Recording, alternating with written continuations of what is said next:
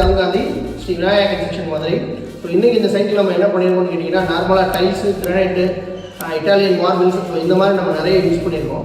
So இந்த வீட்டுக்கு நம்ம என்ன பண்ணியிருக்கோம்னு கேட்டிங்கன்னா, புதுசாக ஒரு யூனிக்கான ஒரு விஷயம் பண்ணியிருக்கோம். நம்ம விண்டேஜ் லுக்குக்காக நம்ம என்ன பண்ணியிருக்கோம்னு கேட்டிங்கன்னா, ஆக்சைட் ஃப்ளோரிங் அப்படின்ற ஒரு விஷயத்தை எக்ஸிக்யூட் பண்ணியிருக்கோம். ஸோ அதை நீங்கள் விஷுவலாக தாராளமாக பார்க்கலாம். ஸோ இது ரொம்ப பழமையான ஒரு மெத்தடு.